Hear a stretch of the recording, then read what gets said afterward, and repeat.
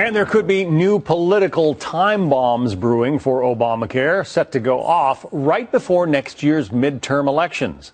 This all concerns rate hikes some small businesses will face because of the new rules governing their health care plans. Joining us now to talk about it and perhaps explain, A.B. Stoddard, an associate editor and columnist at The Hill. Ed O'Keefe is a congressional reporter at The Washington Post. Thank you both for being here.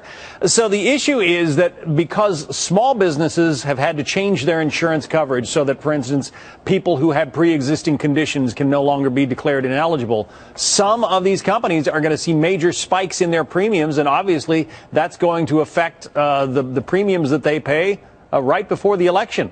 Tell us about it, Ed.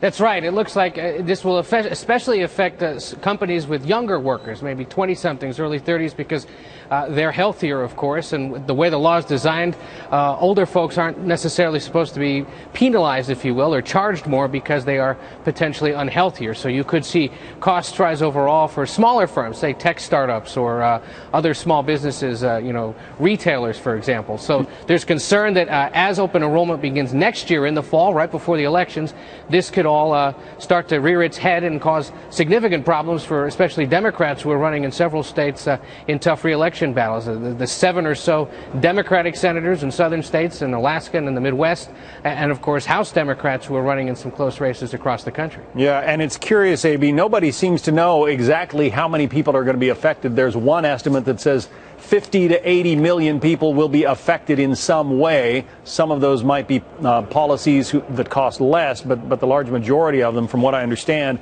are either going to be policies that are canceled or cost more.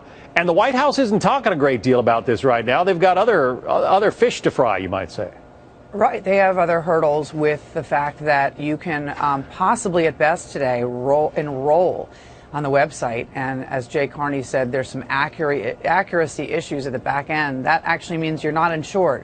It means that you're an enrollee, but it doesn't really mean that the insurance company has received any payment from you or the government or a combination of the two to actually begin insuring you. And some people are going to find out in January that what they thought was insurance was actually just enrollee status. So there's lots of surprises down the road. And I would argue, actually, that there won't really be an October surprise for small businesses with this development, because small businesses have been so anxious for so long about this law, making clear to the people whose hours they are cutting, people whose jobs they are cutting, even new hires, that everything is changing for them in the way that they pay wages and in the way that they cover their employees under health care plans that meet the certifications and requirements of the ACA. So I think the question really is, how long can Democrats in this tough year, with all this rolling, continuing tough news about the program, continue to hang with the program and defend it and back the president? Do they have time